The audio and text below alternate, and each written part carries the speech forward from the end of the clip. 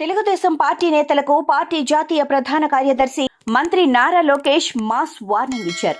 Party నిర్ణయమే final అని, party line దాటితే ఎవరైనా ఒక్కటని వ్యాఖ్యానించారు. ఎమ్మెల్యేగా ఎవరైనా గెలిచారంటే అది పార్టీ వల్లే అనే విషయం గుర్తుపెట్టుకోవాలన్నారు. పార్టీ గెలిస్తేనే ఎవరికైనా సరే మంత్రి పదవులు, ఇతర పదవులు వస్తాయన్న విషయాన్ని ప్రతి ఒక్కరూ గుర్తు చేసుకోవాలన్నారు. పార్టీ అండ లేకుండా ఎవ్వరూ గెలవలేరని అన్నారు. సొంత ఇమేజ్తో గెలిచామనుకుంటే స్వతంత్రంగా పోటీ చేసి గెలవాలని సూచించారు. మంగళగిరిలోని పార్టీ కేంద్ర కార్యాలయంలో నిర్వహించిన ప్రజా దర్బార్కు పెద్ద ఎత్తున ప్రజలు రావటం పట్ల లోకేష్ ఆగ్రహం వ్యక్తం చేశారు.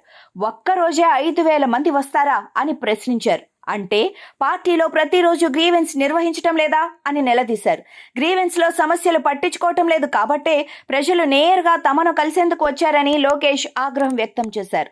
సుదీర్ఘకాలం తర్వాత పార్టీ కేంద్ర కార్యాలయానికి నారా లోకేష్ వచ్చారు.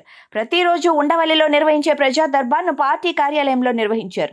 ఈ నేపథ్యంలో నారా లోకేష్ కు నేరుగా ఫిర్యాదులు చేసేందుకు, తమ సమస్యలు విన్నవించుకునేందుకు ప్రజలు పెద్ద ఎత్తున వచ్చారు. ఉదయం నుంచే ప్రజలు బారులు తీరిన వీడియోలు సోషల్ మీడియాలో వైరల్ అయ్యాయి. పార్టీ కార్యాలయం బయట వరకు క్యూ లైన్లు ఏర్పాటు చేశారు. ప్రతి ఒక్కరితో స్వయంగా మాట్లాడిన లోకేష్ అనంతరం పార్టీ నేతలతో సమావేశమయ్యారు.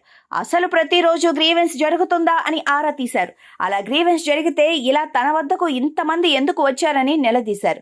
గ్రీవెన్స్ లో ఫిర్యాదు చేస్తే ఎలాంటి సమస్య అయినా పరిష్కరించాలని, అలా చేయటం లేదు కాబట్టే అందరూ తన వద్దకు వస్తున్నారన్నారు లోకేష్. నియోజకవర్గాల్లో గ్రీవెన్స్ నిర్వహిస్తున్నారా లేదా అన్న విషయంపై తనకు నివేదిక ఇవ్వాలని పార్టీ నేతలను లోకేష్ ఆదేశించారు. అదే సమయంలో పార్టీలో అంతర్గత కలహాలపై లోకేష్ ఘాటు వ్యాఖ్యలు చేశారు. ఎవరికైనా సరే పార్టీ సుప్రీమని సూచించారు. సొంత ఇమేజ్ పైన గెలిచామనుకునేవారు స్వతంత్రంగా పోటీ చేయాలని లోకేష్ సూచించారు.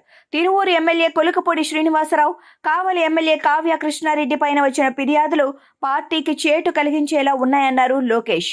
పార్టీలో అంతర్గత కుమ్ములాటలకు కారణాలేంటని పార్టీ రాష్ట్ర అధ్యక్షులు పల్లా శ్రీనివాసరావుతో లోకేష్ చర్చించారు. భవిష్యత్తులో ఇలాంటివి జరగకుండా కఠిన చర్యలు తీసుకోవాలని సూచించారు.